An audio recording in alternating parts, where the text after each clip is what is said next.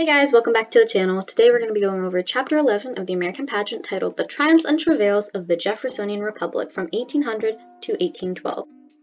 As always, we're going to be using the 16th edition of the American Pageant. If you have an earlier or later edition or a completely different textbook, don't worry about it because the content is going to be the same. To start off, here are the key concepts for this chapter. These are located at the beginning of every chapter in the American Pageant and really serve as the takeaways for the chapter. So what I like to do is after I read the chapter, I'll connect the key terms back to each bullet point, and this will really help you organize the information, so you should definitely try and do it. Okay, so let's start talking about the new century, specifically the 1800s, the early 1800s, and the new president, where Thomas Jefferson, a Democratic Republican, is elected. And this shift to power from the Federalists to the Democratic Republicans is called the Revolution of 1800. And it's really due to the fact that the hated Alien and Sedition laws were passed, as well as new taxes that the Federalist Party had enacted that really made them unpopular among the public. And so again, Thomas Jefferson is elected president. He is the first Democratic Republican, or Jeffersonian, if you will, to become president. And this marked a transition of power, a very significant transition of power, in all branches of government. And this peaceful transfer of power solidified faith in America's political experiment in democracy. The democracy is working. America's new political system is actually sustainable. So this is really solidifying people's faith in America. You should also note that although Jefferson tried to uphold his anti-Federalist ideals, he himself started to use more Federalist values. Additionally, he kept many of Hamilton's financial policies, further showing that a change in political party did not have to mean a dramatic partisan shift. Obviously, this doesn't really apply in the modern world, but Jefferson really implemented a lot of the previous president's ideas in his own. So it was sort of a compromise between two schools of thought, and as we'll see, to some extent, it was for his benefit as well. And you should also note that in order to maintain a Federalist influence in the judicial branch, Adams passes the Judiciary Act of 1801, which appointed new Federalist judges just as he was about to leave office. These were called the midnight judges, or midnight appointments. Jefferson denounced this plan as court packing. He believed that Adams was trying to pack the court with people who had the same ideas as him, people who would uphold his beliefs and ensure that the Jeffersonian values didn't get too completely implanted in American life. And you'll see a Supreme Court case arise from this controversial act with Marbury versus Madison. This is a super critical case you should know about. In 1803, Secretary of State James Madison refused to deliver the commission to one of the new judges that had been appointed by Adams, who was William Marbury. And this case established the principle of judicial review, which stated that the Supreme Court had the final say in determining what was constitutional. In other words, whatever they said goes, and they were able to sort of create a legacy of sorts with these decisions, because they would ultimately affect American life for generations and generations, unless overturned in future cases. And Jeffersonians were upset by this because they gave more power to the federal government. That is, again, something they're very against because, remember, that's a Federalist thing. They wanted to give power to the federal government through the Constitution, and the Jeffersonians really like states' rights. And another thing that Jefferson is really well known for is the Louisiana Purchase in 1803. And essentially, he was able to buy a large plot of land from France that doubled the size of the US. And we'll talk about this a little bit later, but I'm just mentioning it here just so you know about it. And this allowed for greater westward expansion and exploration. You see Lewis and Clark or Zebulon Pike venturing into these barren lands and understanding exactly what the area is. In particular, encountering the natives there and seeing the climate. Would they be able to expand westward, or would it be a hostile climate? And they're aided by the natives, and they explore, they make various scientific discoveries about the land and all of that. And they will report back to the government and tell them whether this land is good and what can be done with it. And although the Louisiana Purchase land supported Jefferson's vision for an agrarian society, he had to use loose construction when buying it because it never states in the Constitution that he's actually allowed to buy land as the president. So although he was able to fulfill one dream, he had to do it through means that normally he wouldn't take. as a Jeffersonian who prefers strict construction. Think about back to when Hamilton was in Washington's cabinet and the whole National Bank of the United States debate. Jefferson said that the nation shouldn't be able to make a bank like that because it gives them too much power, and it never says in the Constitution that they can actually do that. However, Hamilton responds that he can do that because the government needs to find some way of collecting taxes and carry out their other vested powers, so really the government can do whatever they need to fulfill these responsibilities and duties that they have. So ultimately, Hamilton wins that one. And you'll see how this is just one example of how Jefferson adopting these more federalist policies is actually benefiting him in the long run.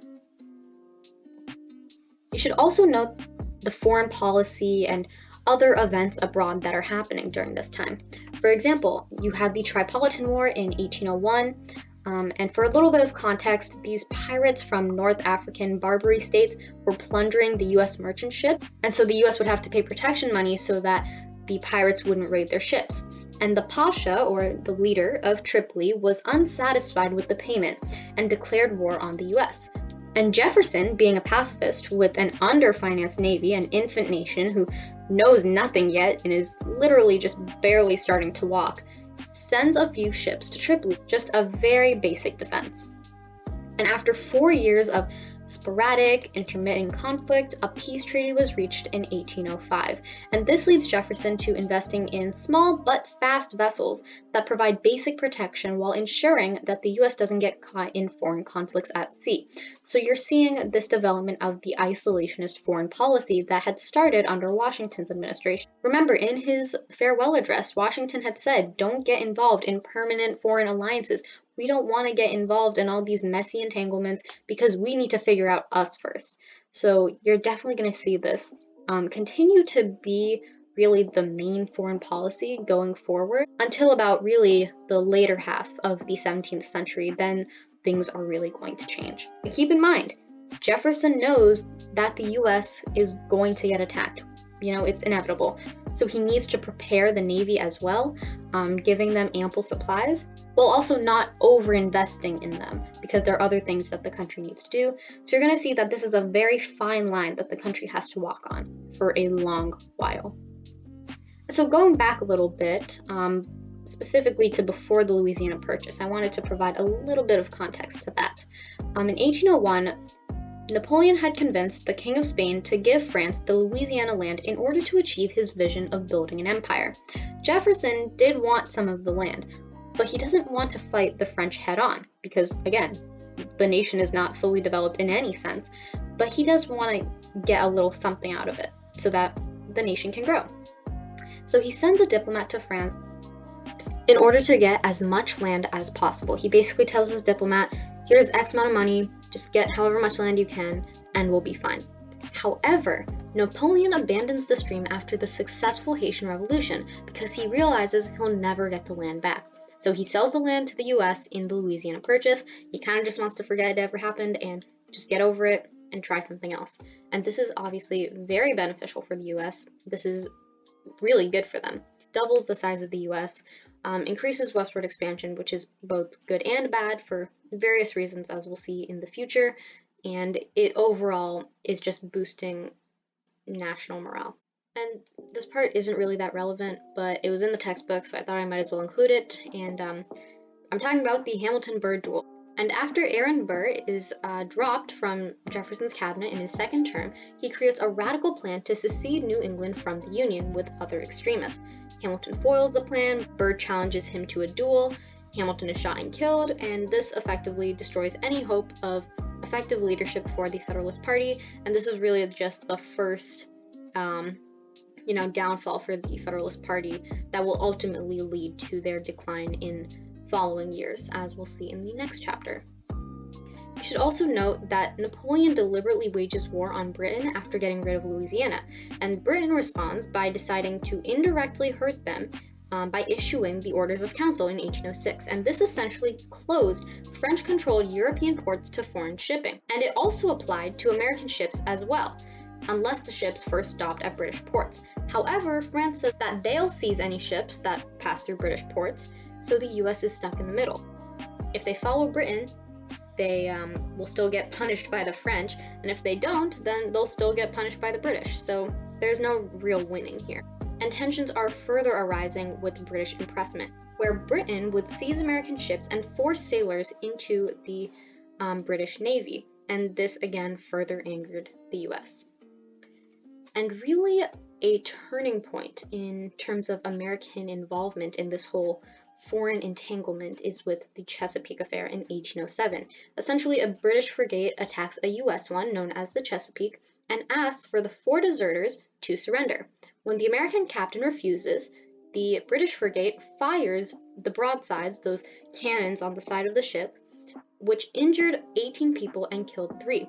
Britain later acknowledges that it was wrong, but the US is seething as Jefferson tries to keep the peace. And really, ultimately, keep in mind that Jefferson knows that the US is militarily handicapped. This is a new nation, they don't know anything, so they aren't really in the right mindset to be going into war. But he also knows that most of Europe depended on the raw materials and food that the US provided, so he decides to create a series of embargo acts that will stop the conflict and prevent the US from getting directly involved. And this is seen with the Embargo Act of 1807, which completely stopped American trade abroad. And ultimately, Europe wasn't really that affected, while the American economy crippled, because Europe was able to find other places to get their foodstuffs. It was just that it would be a little bit more expensive. America, meanwhile, didn't have any domestic capabilities other than farming, so they didn't really have anything to go off of, this new nation, and stopping trade with the entire outside world was devastating for them. So you can see that Jefferson's idea of peaceful coercion wasn't working at all. And so he tries another tactic. He tries the Non-Intercourse Act of 1809. Yes, I know what that sounds like. We're not going to talk about it, but essentially it allowed for American trade with all foreign nations except Britain and France. And it still didn't really do much. America was still struggling, but it did allow for some manufacturing to grow in the North. The South was pretty entrenched in their agrarian ways, but the North was open to other ideas. Remember, slaves weren't really that plentiful in the North because they weren't really that necessary in the North, and manufacturing will make them even more not necessary, which will allow manufacturing to grow, which will lead the North to becoming a more manufacturing area and the South to become a more agrarian area, and this will all come into play in the Civil War decades in the future. It's just a little something you should keep in mind. And the whole response to foreign affairs abroad really changes when James Madison becomes president, because he passes Macon's Bill No. 2 in 1809. And this said that America would lift their embargo against only the first country to repeal their commercial restrictions, either Britain or France. So whoever lifted their commercial restrictions on the US would lift their restrictions on that country. And France sort of lifts their embargo. It's kind of murky. And the US hopes that Britain will also do this, but they don't. And the British response, or the lack of response really, instigates the War of 1812. And this is further intensified with the war hawks in Congress, who detested how the British disrespected American neutrality and advocated for immediate war. They don't like how British impressment is just being overlooked. They want to make sure that the British pay, so they are really believing that war will be the solve-all to this. And finally, this isn't really related to all of this, but it was mentioned in the textbook and it's definitely important to know about, the Battle of Tippecanoe. It really starts when people are moving westward and they want to wipe out some of the Indian resistance on the frontier. And in this battle, Shawnee chiefs Tecumseh and the Prophet are defeated by the American general William Henry Harrison.